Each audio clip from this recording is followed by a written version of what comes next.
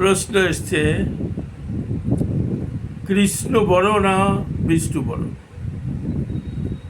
আমরা সাধারণত শুনে আসছি বেশিরভাগ ক্ষেত্রেই, বেশিরভাগ জায়গাতেই বিষ্ণুর অবতার ভগবান শ্রীকৃষ্ণ। আমাদের যে সিরিয়ালগুলো হচ্ছে টিভিতে এবং অন্যান্য অনেকেই এই কথাটাই বলার চেষ্টা করেন যে ভগবান বিষ্ণুর অবতারই হচ্ছে ভগবান শ্রীকৃষ্ণ। কিন্তু প্রকৃতপক্ষে আমরা যদি গভীরভাবে ভাবি এবং শাস্ত্রের দিকে দৃষ্টি দেই, ভাগবত মহাপুরাণ, পদ্মপুরাণ, তাহলে আমরা সেখান থেকে জানতে পারি, ব্রহ্মবৈবর্ত পুরাণ, ব্রহ্ম সংহিতা, তার থেকে আমরা জানতে পারি এটা যে ভগবান বিষ্ণুর নাভিপদ্ম থেকে যে পদ্মফুলের উৎপত্তি হয়েছিল তার থেকে ব্রহ্মার সৃষ্টি হয়েছে এবং ব্রহ্মা সৃষ্টি হয়েই এই জগৎটাকে, জগতের জীব সকলকে সৃষ্টি করেছে। তাহলে জগৎটাকে সৃষ্টি করেছে, জগৎটা সৃষ্টি করেছে কে? এই প্রশ্নটা আমাদের মাথায় থাকা উচিত। জগৎটা, এই জগতের মধ্যেই তো ভগবান বিষ্ণু এসেছিলেন এবং তার নাভিপদ্ম থেকে ব্রহ্মার জন্ম হয়েছিল। তাহলে এই জগৎটাকে সৃষ্টি করেছে, বিশ্ব ব্রহ্মাণ্ডটাকে সৃষ্টি করেছে। সেই বিশ্ব ব্রহ্মাণ্ডের মধ্যেই তো বিষ্ণু এবং তার নাভিমূল থেকে ব্রহ্মা এসছেন। তাহলে বিশ্ব ব্রহ্মাণ্ডকে সৃষ্টি করেছেন, ও তো বিষ্ণু করেননি, কি করেছেন? স্বয়ং ভগবান শ্রীকৃষ্ণ। এবার আমি বলি, শাস্ত্রের প্রমাণ যে ব্রহ্মা, যিনি বিষ্ণুর নাভিপদ্ম থেকে জন্ম হয়েছে, তিনি তার লিখিত গ্রন্থে কি বলেছেন?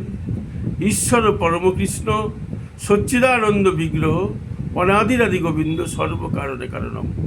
ওইখানে কিন্তু বিষ্ণু শব্দটা উনি প্রয়োগ করেন। উনি বলেছেন শ্রীকৃষ্ণই হচ্ছেন ঈশ্বর, মানে ভগবান। আবার সেখানে আমরা কি বুঝতে পারি? যে ভগবান হচ্ছেন শ্রীকৃষ্ণ। তো এইবার আমরা যদি আর একটু পিছনের দিক তাকিয়ে বা বাস্তবতা দিয়ে বিচার করতে যাই শাস্ত্রগতভাবে, সেখানে কি জানি? সেখানে জানি আমরা এইটা যে ভগবান বিষ্ণু 60 গুণের অধিকারী, 60টি গুণের অধিকারী, আর ভগবান শ্রীকৃষ্ণ 64 গুণের অধিকারী। 4টে গুণ বিষ্ণুর কম আছে।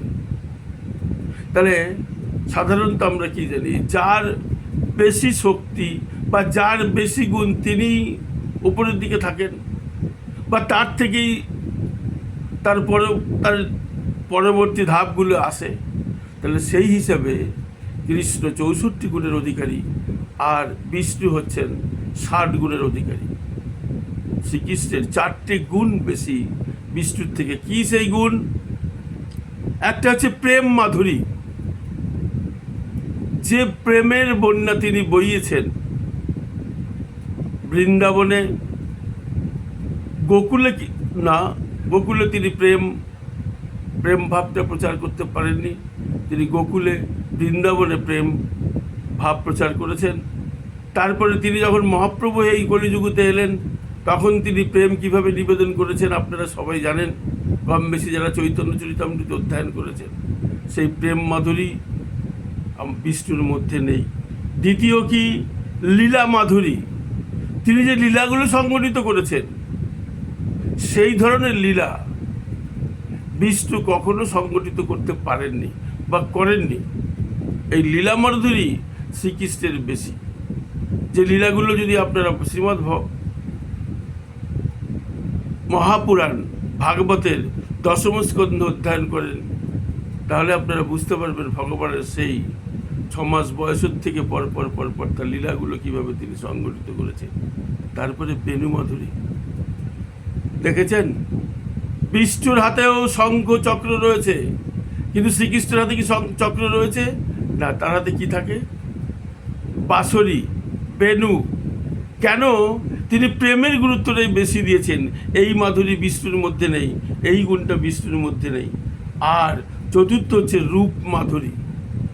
ভগবানের রূপের এমনই মহিমা যে কখনো কখনো কখনো ভগবান নিজেই মোহিত হয়ে যেতেন, শ্রীকৃষ্ণ নিজেই মোহিত হয়ে যেতেন তার রূপ মাধুরী দেখে।